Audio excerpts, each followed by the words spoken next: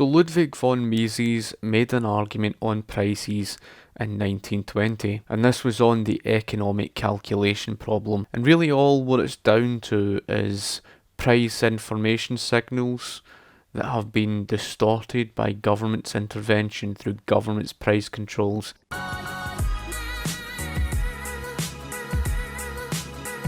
Two of the most important pieces of information that you gather from prices are profits and losses. Profits, no different to losses, are very important. They're vitally important to the operation of an economy. The whole purpose of profits is not just about, companies making money in order to meet their operational costs, etc. It's important to understand that profits are a signal that enable the company, the producers, to know what they're going to produce more of and what resources to use, etc., where to allocate them. So this is the issue, because socialists just look at prices as an obstacle to getting the things that they want.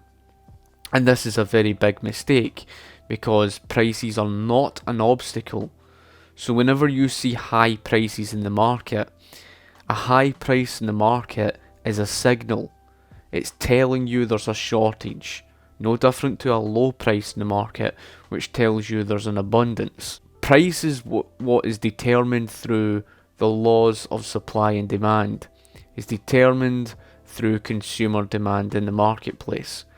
After all, it's all well in this imaginary world that businesses can just produce whatever the hell they like, set whatever price the hell they like, and people will just buy it.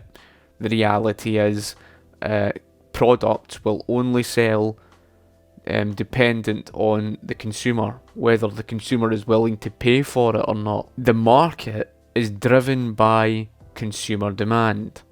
That's going to determine what prices are, and it's going to determine simply what's going to be produced and what's not going to.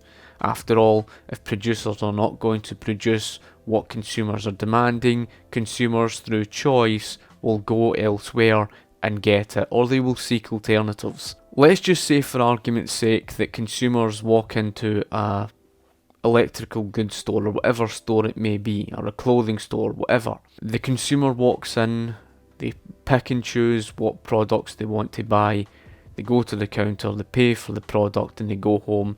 And after the end of each month, a business can see what its most bought products are and what its least bought products are, simply just from consumers walking into their store and buying their goods freely. That information is actually telling the company what their profits and losses are. Their most bought products is telling them, here's where their profits are. Therefore, the business, since its main incentive is to make profits, it's going to produce more of what the consumer is buying most of. It can see what their most bought products are, therefore, without the consumer realising it, that's the consumer telling the company, here's what we want you to produce more of, so the company will produce more of that. It knows what resources to use simply from the information of what consumers are spending on, because after all, these are the products that are most bought, so they know what resources they're going to use, they know where to take the resources, where to allocate them, and they know what to invest more in. Likewise, from the least bought products in a company, they know the information of their losses, they know what to stop producing, they know what resources to stop using, and they know where to stop allocating, they know what to stop investing in. And Ludwig von Mises argued that in the destruction of the information of prices, of these price signals, you would not hold the information of what to produce or where to allocate them, or what to invest more in, etc., etc.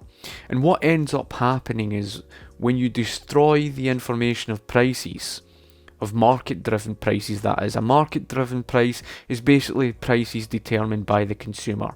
from consumers just freely walking into the stores and buying what they want. That's what you call market-driven prices. When you destroy that information, you end up with what you call the misallocation of valuable scarce resources. So what ends up happening is the central government ends up taking the wrong resources, it overuses them, it ends up, overproducing, it misallocates the resources into the wrong parts of the market where there isn't so much demand, and it neglects the very parts of the market where it is most in demand of, so this is the issue. And so this is what the problem is with that of the central government, through central planning, fixing prices, trying to fix prices above or below the market value. Through government's price fixing, it destroys the information of profits and losses, so it doesn't know the information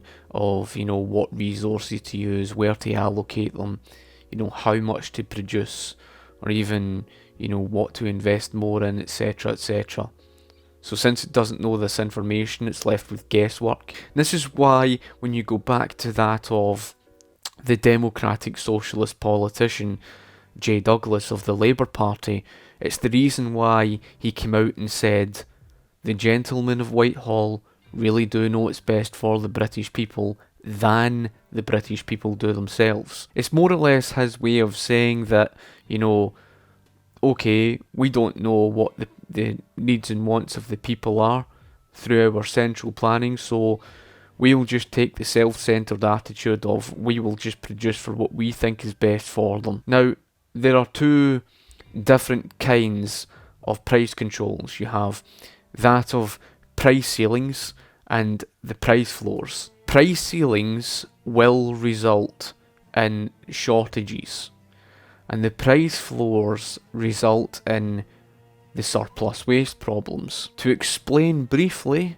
a price floor is where the government will artificially, the key word there is artificially, and it will artificially raise the cost and set a minimum so that the cost cannot go below the minimum. A good example of that would be the minimum wage law. Price floors will, end up resulting in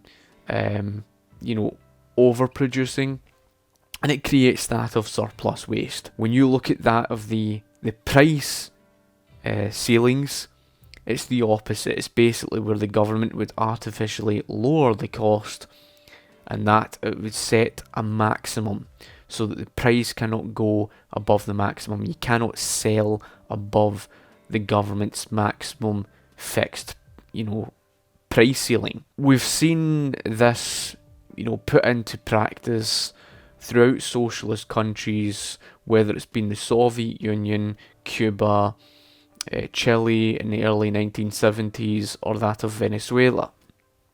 And time again, price ceilings have always resulted in the very shortage problems.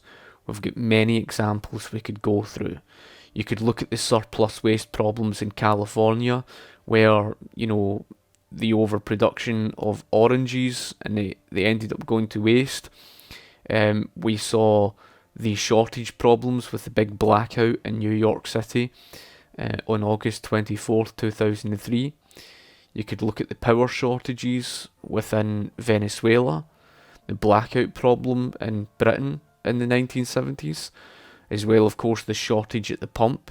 All of these are examples of that of the price ceiling that's been set. Another one would be that of the food shortage problem in Venezuela, or even what you saw within that of Chile. So I've briefly explained the economic calculation problem. It's essentially a problem where the government's price fixing, through trying to artificially raise or lower costs above or below market value, ends up distorting the information of profits and losses.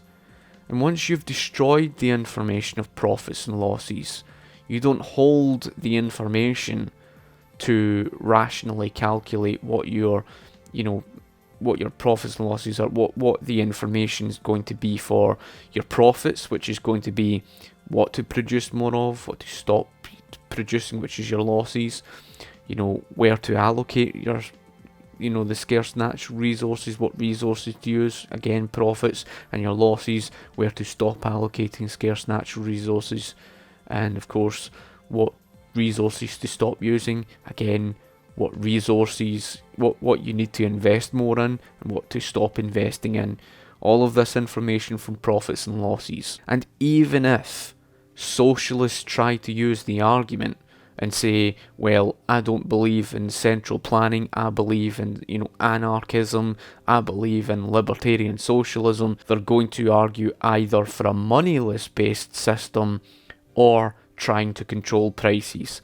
They're not going to argue for a price system that basically leaves it down to the marketplace driven by consumer demand to determine what prices are, because that would defy everything of what socialism stands for.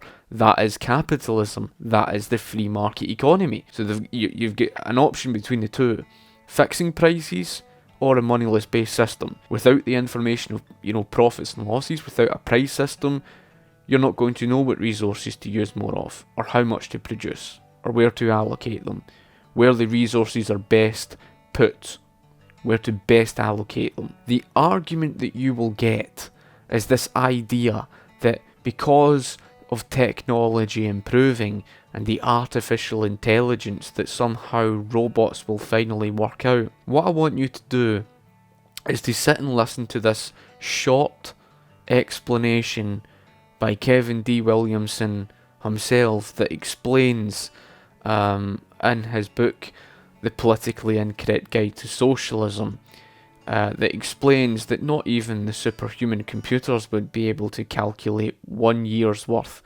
of milk production. Milk. Imagine what it would take, in terms of sheer information, to run a socialist distribution network for milk in the United States. Some people, such as vegans or the lactose intolerant, consume no milk, but some households consume large quantities of the drink, those with many kids, those who use lots of milk products in their cooking, etc. Others may consume varying amounts. In July, when it's hot and humid, a family might prefer lemonade, but it might consume a lot of milk in August if it's whipping up a bunch of homemade ice cream for a big family reunion. In addition to quantity calculations, there are various questions to answer too. Whole milk or skim, 1% or 2%? Do you prefer more expensive organic milk or cheaper factory-farmed milk? And if you prefer the pricier organic stuff, how much more are you willing to pay for it? What about soy milk, chocolate milk, the delicious Pennsylvania Dutch treat known as vanilla milk? There are 115 million households in the United States. If we imagine a weekly milk consumption budget for each of them, that's 5.98 billion household weeks to plan for. Adding in a fairly restrictive list of variables, call it 0 to 20 quarts a week, 4 levels of fat content, organic, non-organic, soy, dairy, and 3 flavor options, you end up with around 6 trillion options to choose from. These are the choices facing our committee of central planners, and let's just assume our planners are the best and brightest the world has to offer, with the temperaments of angels, totally unswayed by the quotidian concerns of politics, or the influence of the various competing dairy lobbies. For instance, let's assume they are not human beings, as we know them to exist, and that they have at their disposal a vast array of top-flight supercomputers. If they took just 1 second to consider each of these options, it would take them 190,128 years just to run through the possibilities of 1 year's milk consumption in the United States. That's a lot of calculation. Anyway, folk, thank you for watching. If you've got anything that you would like to ask me that, of course, you might not understand, I could, of course, explain a bit more below, maybe give you examples of that. But all in all, I hope that's been informative for you. As I say, if you don't understand anything, comment in the comment section below. It's one of these things that it's part and parcel of socialism. It's unavoidable. Not even with that of Marxism, it's just something even within the mixed economy. Socialism in general cannot avoid that problem. So, thank you for watching my video. Hope you've taken something from it, and I shall talk to you later. Cheers.